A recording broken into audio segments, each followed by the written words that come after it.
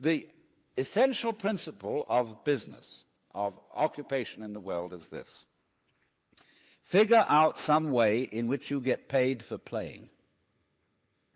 When I was quite young, I forget the exact age, I made a solemn vow, which was that I would never accept a job. I would always be my own employer. And curiously, there are very few roles in life which provide this possibility. I have proposed that there be an entirely new kind of college entrance examination in which, instead of answering a lot of silly questions, you write for about 20 pages on your idea of paradise. It can be any kind of paradise you want. It can be very spiritual, it can be very sensuous. But spell it out. What do you want to happen in life?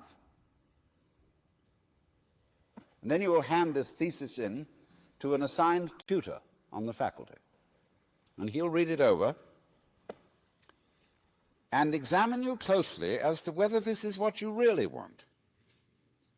Do you realize, for example, what goes with the things you say you desire? I mean, for example, you want to marry a certain kind of beautiful woman, and you specify in your paper the characteristics she should have. But, says the tutor, you said absolutely nothing about her mother. Because every girl goes with a mother. I mean, unless she's an orphan. And you must also specify what kind of mother-in-law you want.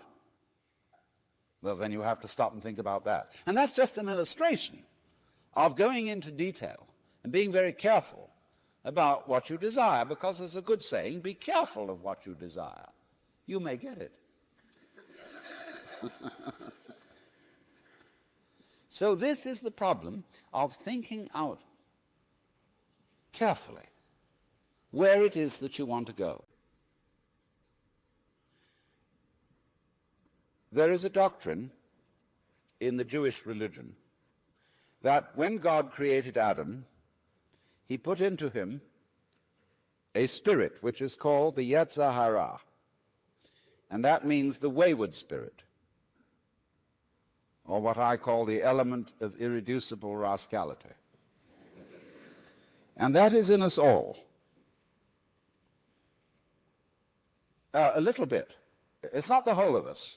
It's like just a pinch of salt in the stew. And you don't want the whole stew to be salt. But you have to have just a touch of rascality to be human. And I find it difficult to get along with people who don't know that they have it. People who come on that they're all sincere, all good, all pure, bore me to death and scare me. As they're unconscious of themselves, and therefore they suddenly do terrible things without warning, either to themselves or to others. They make promises that they're never going to fulfill because they want to talk right. And so if I do business with someone who is not really aware that he's a rascal, I know he's impossible to do business with. He'll suddenly cheat me completely. This doesn't work. It means that an organization is entirely different from an organism. There's no book of rules according to which you do this. So in the same way, if a corporation is to be a true organism as distinct from an organization, it must be based on the principle of mutual trust and not on law.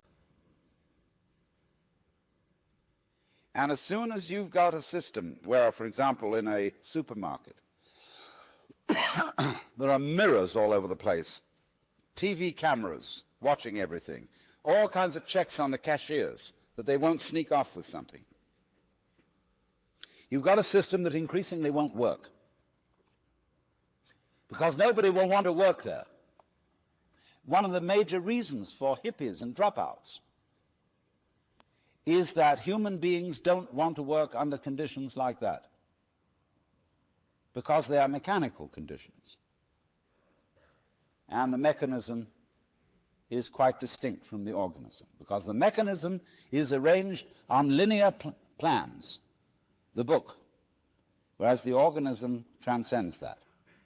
We don't know how. That means we can't write down how, because it's more complicated than any form of writing can express.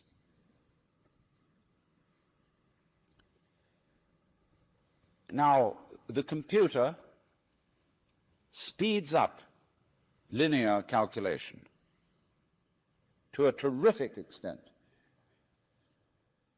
but it still comes nowhere near the capacity of the human brain.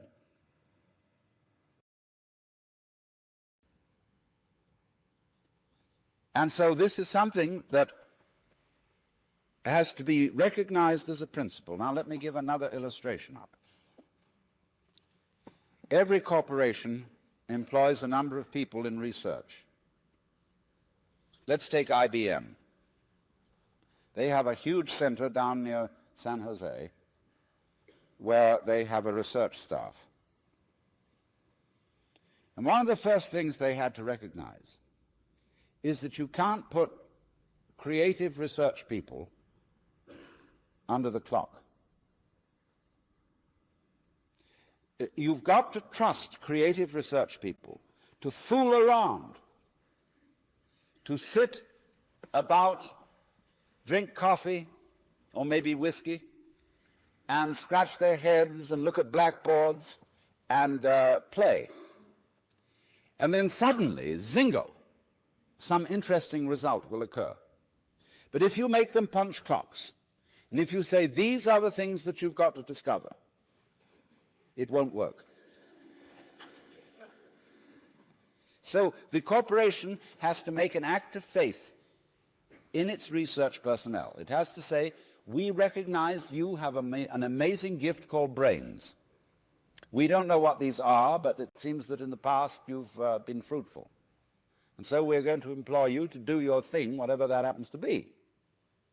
And we'll make an act of faith in you. And invariably, if they make that act of faith, it will work. Some fantastic idea will come out. Not perhaps the idea you expected. In fact, it may not even apply to your particular business, but you can always sell it to somebody else. Now then, let me go. This is a fundamental principle. There cannot be community, there cannot be cooperation, and therefore there cannot be commerce, which really, broken down, means being merciful to each other. There cannot be commerce without mutual trust. I mean, there are even insurance companies called mutual trust. But it just can't happen. The society at the moment is mutual mistrust. And therefore it becomes increasingly difficult to do anything. Business is inhibited by the lack of free enterprise. Well, that sounds very right-wing. But actually fascist states, corporate states, totalitarian states are utterly against free enterprise. So let's push this a little further. St. Paul said that the laborer is worthy of his hire. And I, as a philosopher, mere philosopher, dealing in higher things, always insist that I be paid for my work. And I get the highest fee I can get. And people say, well, you're just out for money. I say, that's none of your business. Because I give most of it away. My own needs being extremely simple. Although I enjoy good food, I don't even own a television set. And, it's a very simple life, but I've got enough. and enough is as good as a feast. You see, a lot of people don't feel happy unless they have another thing beyond money, which is called status. And status, to a very large extent in our economy, consists in conspicuous consumption.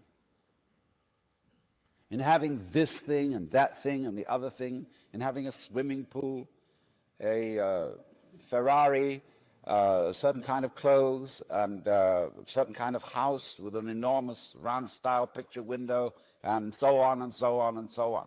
And we think we need all that because we've been persuaded by a certain kind of propaganda that that's how we ought to live. Because we haven't asked ourselves whether that was what we really wanted.